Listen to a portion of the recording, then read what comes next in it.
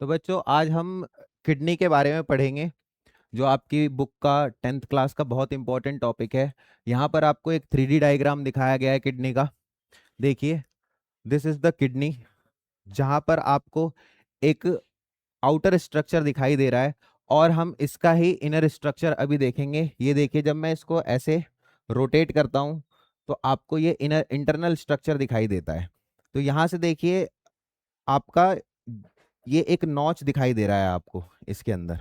ये वाला नॉच, ये बीन शेप्ड का दिख रहा है और नॉच दिखाई दे रहा है। इस नॉच को हम क्या बोलते हैं? Renal pelvis. ठीक है, रीनल टर्म का यूज हम हमेशा करेंगे किसके लिए?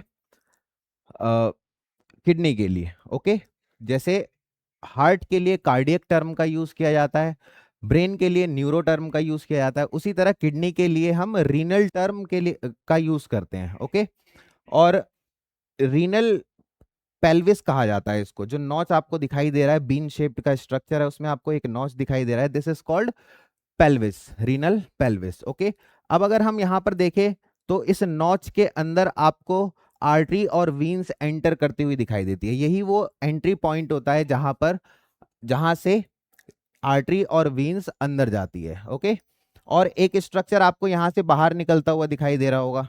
This is ureter. ओके, जितना भी किडनी फिल्ट्रेशन करती है हमारे ब्लड का और उसके अंदर से एक्सक्रीटरी वेस्ट को बाहर निकालती है, वो किसके थ्रू निकालेगी? यूरेटर के थ्रू। ओके, अब अगर हम इंटरनल स्ट्रक्चर की बात करें किडनी की, तो देखिए, ये आपको इंटरनल स्ट्रक्चर दिखाई दे रहा है। बहुत कॉम्प्लेक्स स्ट्रक्चर होता है किडनी का, जिसके अंदर आपको आर्टरी और वीन्स जब एंटर करते हैं तो फर्दर डिवाइडेड होते हुए नजर आते हैं। ओके, तो यहाँ देखिए, आर्टरी और वीन्स अंदर गए हुए हैं और जो आपका स्ट्रक्चर होता है, basic functional structure, that is called nephron. Okay, तो नेफ्रॉन जो स्ट्रक्चर होता है वो यहाँ पर प्रेजेंट होता है अंदर, इनसाइड दी किडनी। ओके, तो अगर हम बात करें किडनी की, यहाँ देखिए, अगर मैं इसको जूम करूं तो यहाँ पर आपको कुछ पिरामिडिकल शेप के स्ट्रक्चर्स दिखाई देंगे। These are called renal pyramid. Okay, तो रीनल पिरामिड्स में क्या होता है? बेसिकली नेफ्रॉन यहीं पर होता है। नेफ्रॉन बेसिकली यहाँ पर ही होता है।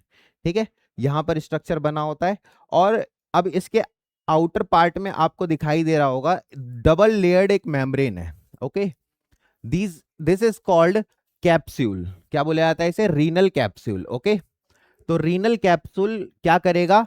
किडनी को कवर करके रखता है और प्रोटेक्ट करके रखता है। ठीक है, और किडनी को कवर करके प्रोटेक्ट करके रखने का मतलब क्या है कि जैसे हमारे हार्ट के ऊपर आपने पढ़ा होगा पेरिकार्डियम मेम्ब्रेन होती है जो उसको कवर करती है, प्रोटेक्ट करती है। हमारे लंग्स के ऊपर प्लूरल मेम्ब्रेन होती है जो उसको कवर करती है। उसी तरह किडनी के ऊपर भी कैप्सूल होता है जो इसको कवर और प्रोटेक्ट करके रखता है। ओके, देन अगर हम बात करें कैप्सूल से थोड़ा अंदर आए तो यहां पर आपको देखिए, ये वाला हिस्सा जो है, this are called cortex. Outer हिस्सा, पेरीफेरी वाला जितना भी हिस्सा होता है उसको कॉर्टेक्स कहा जाता है।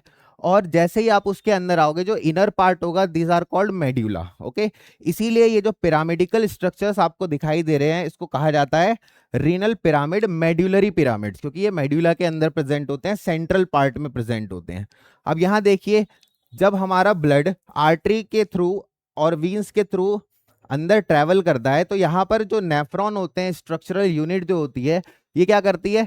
ये फिल्टर करती है, उसको ब्लड को फिल्टर करती है और फिल्टर करने के बाद कहाँ डाल देती है? मेड्यूलरी पिरामिड्स में। अब मेड्यूलरी पिरामिड्स की बात करें तो मेड्यूलरी पिरामिड्स में फिल्टर होके सारा जो ब्लड का वेस्ट है वो यहाँ पर आ गया और यहाँ के थ्रू कहाँ जाएगा? वो यहाँ पर। देखिए, छोटे छोटे आपको ट्यूब लाइक स्ट्रक्चर्स दिखाई दे रहे हैं यहाँ पर। देखिए, पिरामिड से निकलते हुए ट्यूब लाइक स्ट्रक्चर है। तो यहां पर हुआ हमारा फिल्टर, यहां पर फिल्ट्रेशन हुआ,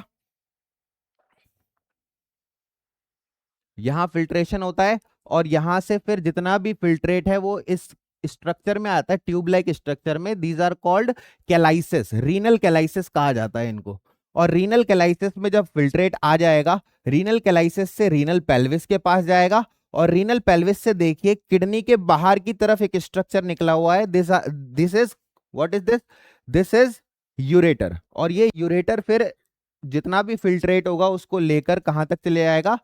यूरिनरी ब्लेडर तक। और फिर वो एक्सक्रीटा जो होगा, वो जो फिल्ट्रेट होगा, वो यूरिनरी ब्लेडर से यूरेथ्रा के थ्रू बाहर निकल जाएगा। तो this is all about our kidneys. Okay,